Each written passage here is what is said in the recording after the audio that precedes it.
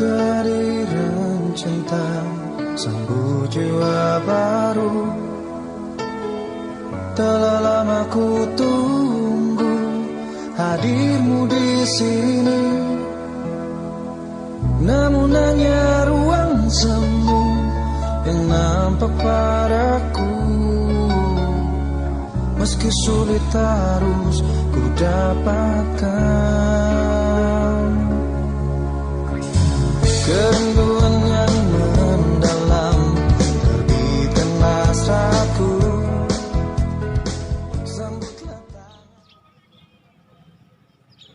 Assalamualaikum warahmatullahi wabarakatuh.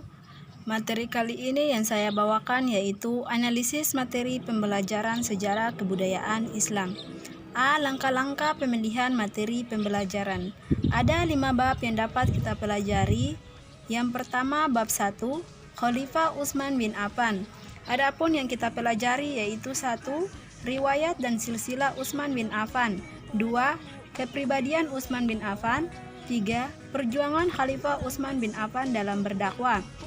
Memasuki bab yang kedua yaitu Khalifah Ali bin Abi Thalib. 1. Riwayat dan silsilah Ali bin Abi Thalib. 2. Kepribadian Ali bin Abi Thalib. 3. Perjuangan Khalifah Ali bin Abi Thalib dalam berdakwah. 4. Contoh nilai sikap Khalifah Ali bin Abi Thalib: gemar menuntut ilmu, pemberani, sederhana, cerdas, dan banyak menguasai masalah agama. Memasuki pelajaran yang ketiga yaitu Sunan Maulana Malik Ibrahim, Sunan Ampel, dan Sunan Giri. 1. Wali Songo artinya wali yang berjumlah 9, bisa juga diartikan tempat yang mulia. Ada juga yang mengartikan sebagai majelis dakwah yang pertama kali dibuat Sunan Gresik. 2. Sunan Maulana Malik Ibrahim. Adapun yang dipelajari yaitu A. Sunan Maulana Malik Ibrahim berasal dari Kasan, Persia. Beliau dianggap sebagai tokoh yang pertama kali menyebar agama Islam di tanah Jawa. B. Sunan Maulana Malik Ibrahim berdakwah dengan menggunakan pendekatan kemasyarakatan dari kekeluargaan. C. Sunan Maulana Malik Ibrahim wafat pada 12 Rabiul Awal 822 Hijriah atau 8 April 1419 dan dimakamkan di Gresik, Jawa Timur. 3. Sunan Ampel. Sunan Ampel putra dari Syekh Ibrahim Asmarakani dengan Dewi Chandrawulan. Beliau berasal dari Maharqa, Samarkand. Sunan Ampel wafat tahun 1479 Masehi dan dimakamkan di sebelah barat Masjid Ampel. 4. Sunan Giri. Adapun yang dipelajari yaitu Sunan Giri adalah putra Syekh Maulana Ishaq, ulama dari Gujarat. Sunan Giri dimakamkan di Dusun Kedaton, Desa Giri, Gajah Gresik, Jawa Timur. Sunan Giri menyebarkan Islam dari Giri Kedaton sampai Madura, Maluku, Lombok, Makassar, Hitu, dan Ternate. Memasuki bab 4 yaitu Sunan Bonang, Kalijaga, dan Sunan Jarat.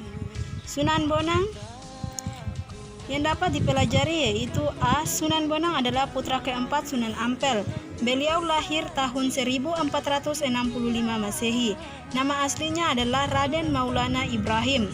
Sunan Bonang mendakwa Islam dengan merebut simpati rakyat serta dengan mengajarkan lembam-lembam berisikan ajaran Islam. 2. Sunan Kalijaga. Sunan Kalijaga lahir pada 1450 dengan nama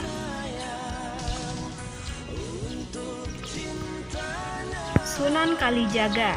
A. Sunan Kalijaga lahir pada tanggal 1450 dengan nama Raden Said Putra Adipati Tuban Tumenggung Waliktifta atau Raden Sahur.